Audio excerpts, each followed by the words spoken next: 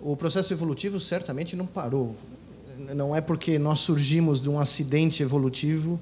A gente tem essa sensação que nós somos o pínaco do processo de evolução. E, infelizmente, quero desapontar todos aqui, nós não somos. Né? O Stephen Jay Gould, que era um dos meus ídolos, o paleontólogo, dizia que se nós tivéssemos que eleger o verdadeiro vencedor do processo evolutivo, tinha que ser ou as baratas ou os besouros, né? Porque o número de espécies e elementos que sobreviveram durante 60, 70 milhões de anos é bem maior que o nosso, né? Com talvez um pouco mais de inteligência. Então, certamente, o que a gente pode dizer do futuro, com o pé no chão, é que o nosso cérebro, que é um grande escultor da realidade, é o grande modelador de tudo isso que nós chamamos de realidade, inclusive o nosso senso de ser, de existir, o famoso sense of self, que nada mais é do que uma construção uma propriedade emergente, como é a consciência, na minha opinião, uma propriedade emergente da atividade elétrica, eletromagnética de bilhões de células interagindo, né?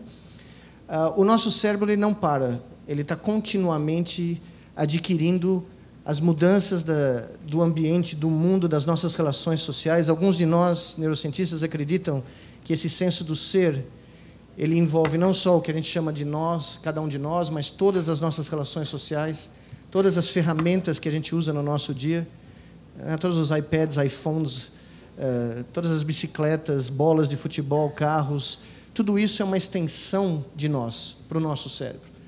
Isso não parou e não vai parar. Né? Com o advento das curvas exponenciais de crescimento de tecnologia, de disseminação de tecnologia, nós estamos assimilando o que nós produzimos a uma velocidade nunca antes alcançada pela nossa espécie. Então, tudo aquilo que a gente se refere como tecnologia, máquinas, e que muitos de nós têm um receio muito grande de falar disso, né? A grande novidade é que tudo isso veio daqui. Tudo isso veio do cérebro de alguém, veio de um cérebro humano. E isso, para o cérebro, passa a ser, com o uso proficiente dessas tecnologias, uma extensão de nós. Eu não sei quanto isso vai mudar, não sei mesmo, não é uma pergunta retórica, quanto isso vai ou poderá mudar, eu não sei se a gente tem como dizer hoje, a sensação que nós temos de sermos uma unidade, a sensação egóica, a ideia de que eu sou o mesmo, que é uma ideia bizarra, né? Nós somos convencidos, por alguma estranha razão, que somos a mesma pessoa desde a nossa primeira infância até agora. Coisa que é curiosíssima, porque provavelmente somos uma infinidade de pessoas diferentes. A constituição de um sentimento de unidade do eu e de constância, de continuação, duração no tempo, é um problema psicológico singularmente difícil. O que eu antevejo nos próximos 25 anos, fundamentalmente, eu imagino que teremos, se não um aumento, pelo menos explosões esporádicas, mas fortíssimas, de intolerância e de racismo, por uma razão matemática, que é que quanto mais a cultura ocidental progride, entre aspas, porque ainda precisaria demonstrar que se trata de um processo, de um progresso, mas quanto mais ela nos convence de que devemos reconhecer a humanidade como uma espécie só, tanto mais haverá e continuará havendo resistências fortíssimas e sangrentas a essa ideia. Eu tenho pessoalmente uma extrema antipatia pela ideia de nação, pela identidade nacional, a identidade de bairro, qualquer coisa que cheira o grupo de torcida, não só de futebol, é um negócio do qual eu quero me afastar. E é realmente uma coisa que me dá um certo medo, até porque passei uma boa parte da minha vida, ou seja, a minha tese de doutorado, trabalhando sobre como é que se organizam grupos assassinos. Então, exatamente. E para descobrir que quase todos os grupos são potencialmente assassinos. Né? Qual é a fórmula do grupo assassino? É simples. A fórmula do grupo assassino é o seguinte: se você tem, numa noite em Brasília, 4 adolescentes, eles poderão juntos queimar um índio. Um por um, nunca fariam isso. A questão do debate do que é o amor, do que é a paixão, ela entrou na neurociência recentemente. Ela só foi permitida realmente nos laboratórios, nos estudos, muito recentemente. Não, acho que eu me lembro, nos últimos 15, 20 anos, que você começa a ter trabalhos demonstrando como que a interação amorosa, como a paixão evoluindo para o amor mais perene, né? Como ele influencia o cérebro, quais são os sinais de hormônios, né? Quais são os hormônios, os neurotransmissores que nos fazem nos associar a alguém. A oxitocina. Por exemplo, a oxitocina foi uma tese que é muito recente. Eu, quando fui para a escola, nos anos 80, na pós-graduação em neurociência, ninguém falava na oxitocina como sendo potencialmente um dos hormônios... Explica, porque é importante essa descoberta. É como eu estava dizendo, o meu professor de endocrinologia aqui da USP, quando falava de hormônios como a oxitocina, falava das funções mais aceitáveis, discretas nos anos 40, né? Na gravidez, na produção do leite, na contração uterina. Ninguém jamais associou a oxitocina com essa nova visão que surgiu há uns 10 anos atrás, de um hormônio que media a assimilação social. Por exemplo, existem alguns estudos, tanto em seres humanos como em animais de experimentação, mostrando que quando, por exemplo, uma mãe, uma rata, dá à luz aos seus filhotes, o aumento da oxitocina não está só relacionado à produção de leite, à contração uterina, pelo contrário, está associada à associação social e física, literalmente, que a mãe estabelece com os bebês, né? Então, se você tirar um ratinho de uma ninhada, logo depois do parto, você vê que a rata vai atrás, como se ela estivesse contando, como se ela estivesse tentando identificar onde está, porque ela não enxerga, não tem um olho muito bom, e é o olfato. E uma das teorias é que um dos mediadores do olfato para se reconhecer quem é o seu par amoroso, quem é o seu filho, né, é a ocitocina. Por exemplo, quando você abraça alguém querido, quando você beija alguém, quando você tem, né, a paixão por alguém, a liberação de ocitocina e dopamina é muito alta. E isso são achados muito recentes, né? Eu não acredito na alma, né? Então, se psicólogo por causa da origem de psique... Não, Miguel também não. Então, para mim, qualquer macrofenômeno psíquico certamente deve ter, se supõe que tenha uma descrição adequada e perfeita, que algum dia terei, completamente corporal. Ou seja, completamente química, elétrica e, sei lá, hormônios, neurotransmissores e companhia. O que, aliás, também não nos leva a uma diferença de intervenção química, porque o dia que alguém me diz, eu sou filho da puta no trânsito, mesmo que eu disponha de uma descrição perfeita de ao que corresponde aquilo, eu não vou necessariamente querer tomar a pílula adequada para que me passe a irritação. Eu vou querer dar um murro na cara do sujeito. Não, mas uma interação mais grosseira, mas mais eficiente. Mas você tocou num ponto que eu acho... Sem entrar no mérito do murro, mas você entrou num ponto que eu acho que é muito importante dizer, porque as pessoas não têm essa noção. Mesmo que nós soubéssemos todos os hormônios, todos os neurotransmissores, todas as áreas corticais, o fenômeno, o amor ou a paixão, para nós, cientistas, é um fenômeno não computável. Certo. O que eu quero dizer com isso? Não existe. Não existe forma de você reduzir a minha paixão por uma pessoa num algoritmo de computador que possa simular no Macintosh, que possa me dizer ou graduar artificialmente, né, a valência, a intensidade, ou mesmo descrever computacionalmente o que isso é.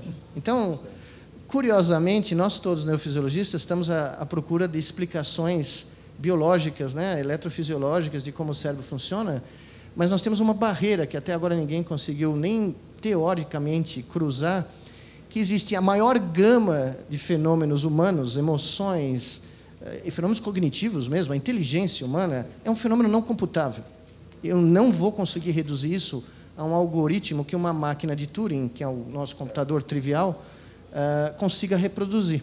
Mas eu queria dar um passo atrás sobre a questão, claro, eu sou um cognitivista primeiro, depois um psicanalista, então, francamente, os psicólogos evolucionistas me irritam um pouco. Eles me irritam, sobretudo, porque eu nunca acho que eles são darwinistas, coisa que eu acredito que eu sou. Nunca acho que eles são darwinistas, porque, primeiro, eu sempre acho que eles acreditam numa finalidade. Pelo jeito mesmo, é como se sobreviver para uma espécie fosse uma espécie de finalidade inteira. Eles falam como se a espécie quer sobreviver. A espécie não quer nada, meu. A espécie não tem a menor ideia de nada. Alguns indivíduos, por acaso, sobrevivem, e se todos aqueles indivíduos tiverem certas características, são aquelas que vão, entre aspas, triunfar, mas não é uma competição. Eu nem sei se a gente deveria pensar que, para uma espécie, sobreviver mais tempo é um mérito. Eu não sei se é um mérito. Um mérito de que ponto de vista? E talvez os dinossauros fossem infinitamente mais legais do que a gente. Eu lamento, mas, enfim, não sei. Eu não sei se nós, enquanto... A nossa espécie não existe. Eu nunca encontrei. Existem os indivíduos. Nem os indivíduos, nem a espécie que não existe, tem a preocupação de se eternizar. Então, é perfeitamente possível que, aliás, a nossa espécie não se eternize. É bem provável, é uma coisa um pouco triste, né? Porque aí a gente, além de conviver com a ideia da nossa morte individual, tem que conviver com a ideia que não vai sobrar ninguém para se lembrar da gente, mas ninguém mesmo. Talvez isso seja uma dificuldade, mas... Ou um consolo, né? Ou um consolo, segundo o caso. Digo, mas a ideia de que sobreviver seja um projeto das espécies, não é. Isso não é Darwin, né? A ideia de que... eu não estou muito convencido de que... Tudo bem, tem reações instintivas em situações de ameaça de vida, mas, por exemplo, que a vida seja um valor, isso é um conceito, é uma ideologia completamente recente, higienista, provavelmente do século XIX. É só hoje que você pergunta para a maioria das pessoas o que é mais importante, saúde. Falar isso para um homem do século XVII, não, vai dizer o que é mais importante, é a honra. Você daria a vida pela sua própria honra na hora, não, sem hesitar. Então, a ideia de considerar que viver pode ser pago a qualquer preço é uma ideia totalmente moderna, contemporânea, recentíssima. Eu nem sei quanto tempo ela vai durar. Acho que ela vem mais ou menos da Revolução Industrial, né? Sim, é século XIX. Essa é uma ideia realmente do higienismo, quer dizer... aliás, é interessante, porque você tem toda a razão de evocar a famosa torneira, porque o higienismo é aquilo, é que, fim do século XVIII, praticamente, a mão do direito canônico e da igreja em cima da vida privada e dos detalhes da vida privada de cada um é, de alguma forma, retirada à força, e quem ocupa aquele lugar é a medicina, né? Então, vai ser, tá, tudo bem, agora você vai poder, mas você vai ter que se comportar de tal forma, você pode transar com o que você quiser, mas tem que correr 5 vezes por semana no Ibirapuera, tem que... isso é, essa maneira, é poder em cima da vida. Então, isso sim, o higienismo levou, 200 anos para criar um... Bom, e faz parte disso também tudo o que nós fazemos hoje como para preservar, como se a vida fosse o nosso valor central. Isso mas é totalmente uma determinação cultural, pode mudar, não foi sempre. Mas eu acho que nós estamos numa outra inflexão desde a Revolução Industrial, né? Com o advento dos computadores. Se você perguntar, acho que para 100 pessoas na rua, os computadores podem fazer qualquer coisa, acho que 99% das pessoas vão dizer que sim, que o computador pode reproduzir qualquer fenômeno hoje, né? Qualquer, e na realidade um computador pode reproduzir uma minoria, uma realmente vasta minoria dos fenômenos naturais e dos processos, né? Mesmo processos industriais. Tem certas coisas que você não consegue. Por exemplo, a indústria de vinhos não tira o cara lá que prova o vinho para saber se o vinho é bom. Não tem um iPad que você põe uma gotinha de vinho e ele fala, manda para a França. Né? Não existe isso. Né? Eu fui durante muito tempo terapeuta de adolescentes, então lidei muito com adolescentes e com pais de adolescentes, mais ou menos desesperados. Então, tem uma coisa que para mim sempre ficou completamente central e crucial para lhes dizer é que nós, sobretudo desde o fim da Segunda Guerra Mundial, que é quando realmente inventamos seriamente a adolescência, criamos essa época da vida que não para de se estender, porque é bom que ninguém esqueça que em 1730 alguém que tinha 16 anos podia comandar um navio de guerra ao largo do Canadá, e hoje não pode ter... Isso é fato do ponto de vista cerebral, de que o amadurecimento está se estendendo? Eu acho que, eu não tenho dados porque eu não trabalho, mas é muito claro que existe uma epidemia de extensão da adolescência. Isso tem a ver com equipamentos? A teoria, tudo tem a ver. A teoria é que o córtex pré-frontal deveria se desenvolver mais devagar. Essa é a ideia, né? Efetivamente. E presumo, porque La Pérouse, que era um grande navigador, aos 16 anos comandava uma fregata na guerra contra os ingleses, e espero que tivesse o seu córtex bem formado, também pela segurança dos marinheiros todos que estavam no barco dele. A música como uma expressão mais profunda do cérebro, né? A realização mais humana, realmente, mais... para mim, mais rica de expressão de uma tempestade elétrica cerebral é a música, né? E a música também é a expressão mais pura de matemática, né? A gente não pensa na música assim, mas de uma linguagem universal, né? A matemática é a única, na minha opinião, a única linguagem universal do universo, né? A física não é, a química não é, porque outros cérebros vão interpretar as leis da física de maneira diferente. Isso que os físicos ficam malucos quando o neurocientista fala isso, mas quando a gente fala no começo havia o Big Bang, né? A gente gosta de alterar essa coisa e dizer que no começo havia um cérebro de primata. Porque mesmo as leis da física, elas são interpretadas por um cérebro de primata.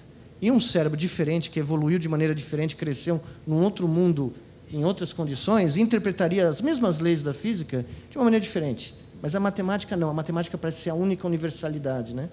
Então, a música, na minha carreira toda, teve um sentido muito importante, mesmo porque a primeira grande descoberta que eu participei, que foi a primeira vez que a gente registrou a atividade de 100 células cerebrais ao mesmo tempo, a gente não viu isso, porque não dava para ver, não tinha computador que conseguia plotar, era muita informação, eram terabytes de informação, né? A gente ouviu, a gente mandou as correntes elétricas dos neurônios para um alto-falante e ligou o alto-falante, de repente surgiu uma sinfonia que ninguém jamais tinha ouvido, né? Eu acho que foi o momento mais singular da minha carreira científica, foi virar aquele botão e ouvir um cérebro que estava na minha frente, acordado, olhando para mim, tocando, né? Quer dizer, a música está lá, a gente que não ouvia. Não, a gente não ouvia, a corrente elétrica está lá. E esse cérebro, que era uma primata, a minha grande Aurora, né, que eu passei mais tempo com a Aurora que com, provavelmente, os meus 3 filhos, né?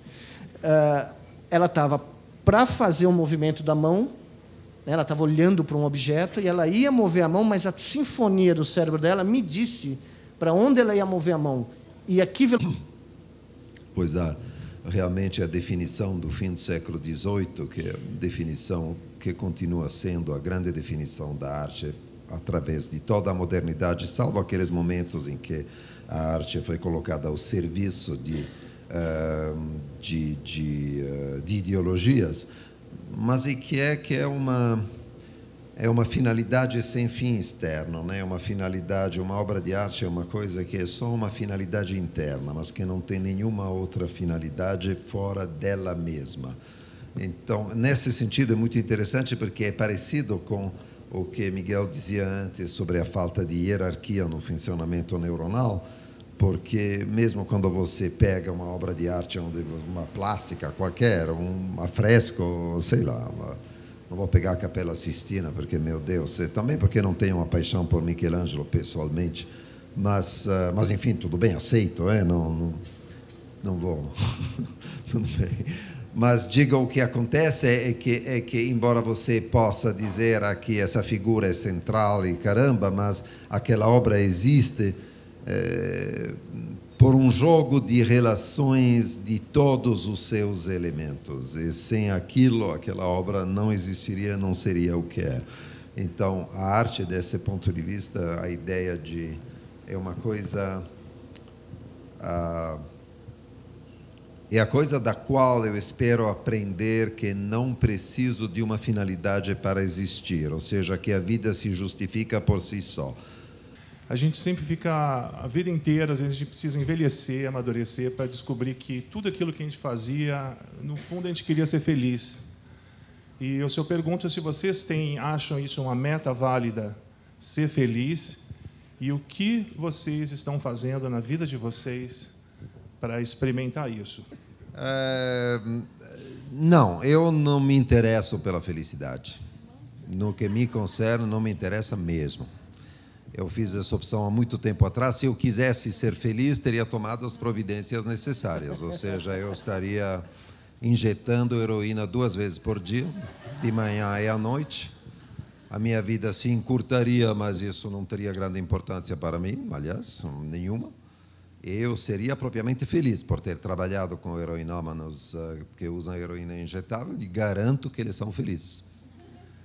O crack não é mal, mas é muito mais frequente. Não é aquelas 2 injeções diárias, é aquilo, o barato para depois de 20 minutos, mais ou menos. Então, você vai acabar fumando cachimbo sobre cachimbo, que é cansativo. Então, eu não... Mas, isso digo de uma maneira um pouco irônica, não me interesso muito pela felicidade, porque, por causa disso, por causa que acho que a indústria farmacêutica se apoderou desse conceito, está vendendo uma falsa pílula da felicidade, ou falsas pílulas da felicidade, enquanto a única que funciona é a heroína, que ela não vende. Não vende ainda. Não vende ainda, mas... o que me interessa, sim, muito, é ter uma vida interessante. Demorou, mas nós achamos algo que nós não concordamos. Eu acho, sim, que a felicidade, com a definição correta do que é felicidade, é a meta de vida, sim. E nas nossas escolas em Natal, Macaíba, Serrinha e futuramente Vitória da Conquista, São Borja, Urumaitã, São Gonçalo dos Navegantes, a ideia que a felicidade é um direito adquirido, persegui-la, não a felicidade escrava. E, claro, eu não estou a fim de viver num estado de felicidade plena contínua. A felicidade, para mim, a definição dela é exatamente o que você falou, de fazer a vida, criar uma vida. Criar uma razão pela qual você acorda de manhã e quer sair da cama e enfrentar todo o rol de absurdos que a gente tem que enfrentar para sobreviver, para continuar fazendo o que a gente faz. E eu acho que é muito importante, sim, a gente perseguir e ter a liberdade de almejar essa felicidade íntima de cada um de nós, né? Com todos os altos e baixos da vida, com todo o contexto que essa definição de felicidade vale. Por exemplo, o sistema educacional nosso, na minha opinião, a primeira missão desse sistema educacional era libertar a felicidade interior de cada uma das nossas crianças. Possibilitar que essas crianças se sintam capacitadas e livres de exercer a sua imaginação, o seu poder criativo e o seu poder transformador da sociedade, ou seja, eu sim posso mudar o mundo.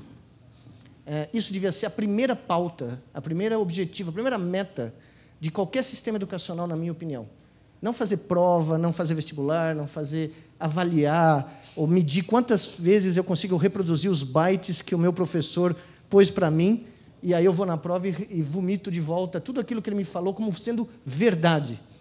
Aí eu acho que a felicidade é a libertação do intelecto individual e coletivo de buscar a crença de que nessa passagem curta e perene aqui por esse mundo, nós sim somos capazes de tomar o destino das nossas vidas nas nossas mãos e transformar o mundo. Para mim, essa é a definição de felicidade.